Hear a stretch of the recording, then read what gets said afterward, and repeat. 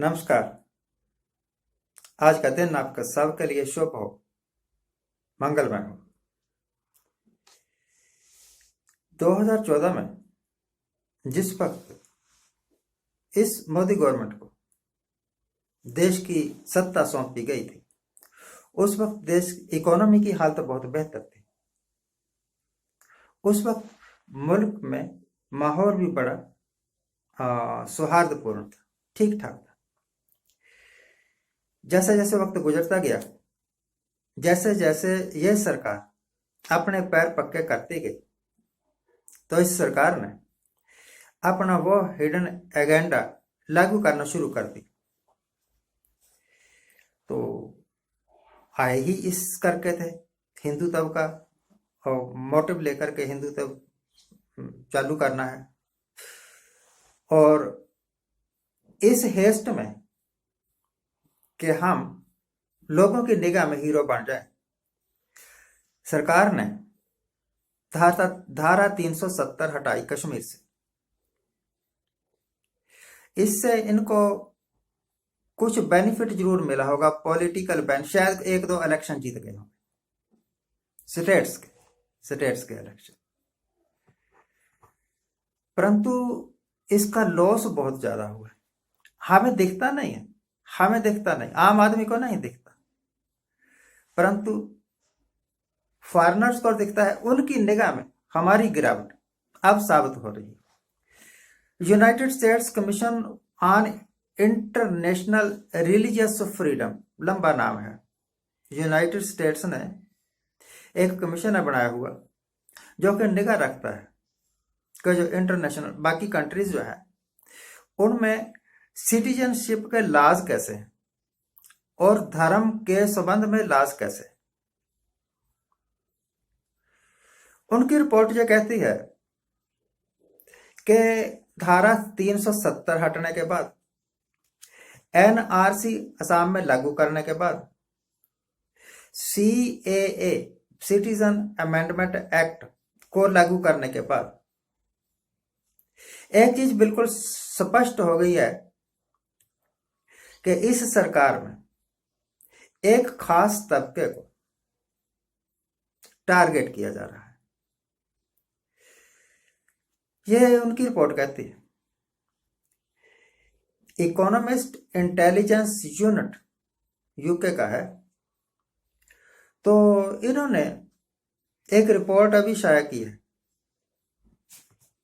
Internet पर है, आप देख सकते हैं, जिसके मुताबिक इन्होंने बताया है कि इंडिया जो है ना, इसकी डेमोक्रेसी का लेवल 10 पॉइंट और नीचे चला गया है। कहीं हमारा डेमोक्रेसी का लेवल नीचे जा रहा है, कहीं हमारी धर्मों को समझने, अपनाने और सहन करने की शक्ति खत्म हो रही है। कभी हम सीएए ले आके या एनआरसी ले आके किसी खास तबके को टारगेट कर रहे हैं। ये मैं नहीं कह रहा, ये इंटरनेशनल रिपोर्ट्स कह रही है। तो जो इकोनॉमिस्ट इंटेलिजेंस यूनिट है, उसने जो रिपोर्ट दी है उसके मुताबिक हमारा डेमोक्रेसी का लेवल 10 पॉइंट नीचे चला गया है। चलो उनकी बात को ना भी माने, उन्होंने शाया की है रिपोर्ट, उनकी रिसर्च है।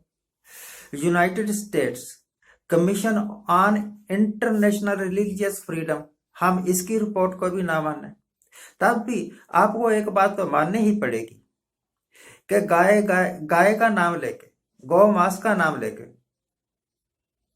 लोगों को मार दिया जाता है। हमारे ही हिंदुस्तान में यूपी और बिहार दो ऐसी स्टेट्स हैं नामराद कि यहाँ पर हर दूसरे तीसरे दिन कोई ना कोई बलात्कार की घटना हो जाती है। छोटी बच्चियों के साथ भी हो जाता है, बड़ी औरतों के साथ भी हो जाता है। जिस वक्त श्रीमती इंदिरा गांधी ने इमरजेंसी लगाई थी, उस वक्त फोर्सिबली लागू किया था फैमिली प्लानिंग को। अगर वो लागू ना किया गया होता, अगर उस वक्त उस गवर्नमेंट ने फोर्सिबली ही से ही फैमिली प्लानिंग ना लागू किया गया होता, तो इस वक्त हिंदुस्तान की आबादी 2 अरब होनी थी, 2 अरब। उसके बाद सरकारें अपने लालच में ऐसा कोई कदम उठा नहीं सकी। डर था कि हम दोबारा सत्ता में नहीं आएंगे। श्रीमती इंदिरा गांधी भी सत्ता में नहीं आई थी, क्योंकि नंबर एक, शोर मचाया गया कि इमरजेंसी के दौरान बहुत ज्यादतियां हुई हैं। ज्यादतियां सिर्फ उन लोगों के साथ हुई थी भाई जो के एंटी गवर्नमेंट थे। मोरारजी देसाई ने कहा था कि अगर हमारी बात पार्लियामेंट में नहीं सुनी जाती, वो चाहते थे कि वो खुद प्राइम मिनिस्टर बने, और क्या बात सुनानी थी, तो हम सरकार का घेराव करेंगे, हम संसद का घेराव करेंगे, प्राइम मिनिस्टर को ना अंदर जाने देंगे ना बाहर आने देंगे, ना तो कोई काम करेंगे और ना ही सरकार को काम करने देंगे। ऐसे हालत में अगर उन्होंने इमरजेंसी लगाई थी उन लीडर्स के ऊपर नकेल डालने के लिए, तो कोई बुरा नहीं था। अब भी तो यही हो रहा है। कश्मीर में जब 370 हटाई गई तो वहां के सारे लीडर्स गिरफ्तार किए गए और बाद में आहिस्ता आहिस्ता आजाद भी किए गए। जैसे ही उन्होंने बोलना शुरू किया, अब क्या बोलते हैं उसको, फारूक अब्दुल्ला साहब को फिर नजरबंद कर दिया। वो जा रहे थे शुक्रवार को नमाज पढ़ने के लिए, उनका कोई मुस्लिम त्योहार होगा, उसमें जा रहे थे नमाज पढ़ने के लिए, तो बाहर जो पुलिस खड़ी थी उन्होंने उसको रोक दिया कि आप नहीं जा सकते, हमारे पास ऑर्डर नहीं है कि आपको बाहर जाने दें। क्यों भाई, वो कैदी है क्या? कल्पना करो, एक और घटना ले लेता हूँ। फ्रांस में किसी ने मोहम्मद साहब का, मुस्लिम का जो सबसे बड़ा देवता होगा, उसका ना कार्टून बनाया, कार्टून बनाया और वो कार्टून बच्चों को दिखाया गया। इससे इरिटेट हो गए मुसलमान सारे, और फ्रांस के 3 लोग जो शायद उस कार्टून बनाने में या दिखाने में शामिल थे, उनको उनकी सिर को धड़ से अलग कर दिया गया। अरे भाई क्या करते हो, एक कार्टून ही है, चलो आपकी सहन शक्ति कम है, आपने नहीं सहा। हिंदुओं को देखो, इनका दिमाग कितना बड़ा है, इनका दिल कितना बड़ा है। रोज ही क्या बोलते हैं, बजरंग बली, हनुमान के कार्टून बना देते हैं लोग, राम के कार्टून बना देते हैं, कृष्ण के कार्टून बना देते हैं, राधा के कार्टून बना देते हैं, और तो और कई तो इतने बददिमाग हैं, इन देवताओं की तस्वीरें, इन देवताओं की तस्वीरें जूतों के ऊपर भी, जराबों के ऊपर भी, अंडरवियर के ऊपर भी बना देते हैं। यहां तो कोई कत्ल नहीं करता किसी का, आपको ज्यादा प्रॉब्लम हो गई। और देखिए देखिए बहुत सारे लोग ईसाइयों के, जो क्रिश्चियनिटी को क्रिटिसाइज करते हैं, मुस्लिम भी करते हैं, हिंदू भी करते हैं, परंतु ईसाइयों ने, मतलब अमेरिका ने या इंग्लैंड ने कभी किसी मुस्लिम को या हिंदू को बैन नहीं किया कि हम यहाँ आपको नहीं आने देंगे। कल्पना करिए कि फ्रांस और उसके मित्र देश सारे ही यह अनाउंस कर दें कि हम अपने देश में किसी भी मुस्लिम को रहने नहीं देंगे, तो आपकी औकात क्या रह जाएगी? हो गए ना हीरो से जीरो। तो मैं तो सिर्फ यह कहना चाहता हूं कि चाहे इंदिरा की सरकार हो, चाहे फ्रांस की सरकार हो, चाहे मोदी साहब की सरकार हो, अगर बहुत ज्यादा ज्यादतियां करोगे, या मुस्लिम बहुत ज्यादा ज्यादतियां करते हैं, तो उनके वास्ते ही खतरा है। जो दूसरे के वास्ते गड़ा खोदता है वो खुद ही उसमें जा गिरता है, वो खुद ही। आप जोक्स भी ये मन मारने फैसले कर रहे हैं, किसानों के विरुद्ध फैसले कर रहे हैं, दूसरे तीसरे के विरुद्ध फैसले कर रहे हैं, जिससे नुकसान छोटे जिम्मेदारों को हो रहा है, परंतु जो लाभ लेने वाले हैं वो एक खास तबका है, बहुत बड़े बड़े मिलियन ट्रिलियन की संपत्ति रखने वाले बड़े बड़े सेठ, उनको लाभ पहुंचाने के वास्ते तो सरकार अपने ही पैरों पर कुल्हाड़ी मार रही है। अब मत सोचिए कि यह सरकार दोबारा आ जाएगी, या मत सोचिए कि आप सर को धड़ से अलग भी करते रहेंगे और फ्रांस जैसे देश आपको अपने यहाँ रहने भी देंगे। अपने ही पैरों पर कुल्हाड़ी मार रहे हैं लोग।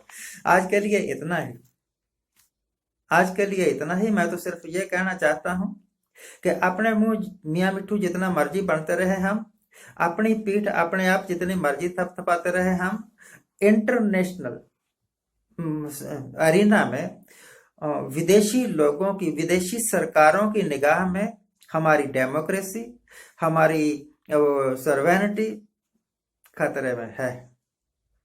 इस करके कट्टरता छोड़िए, दूसरों को सुनने की सहन शक्ति पैदा करिए, जिसका जितना हक है उसको उतना लाभ ले लेने दीजिए, तभी हम लिव एंड लेट लिव की पॉलिसी पर चलेंगे, तभी कामयाब होंगे, नहीं तो हमारा फेलियर तो निश्चित ही है।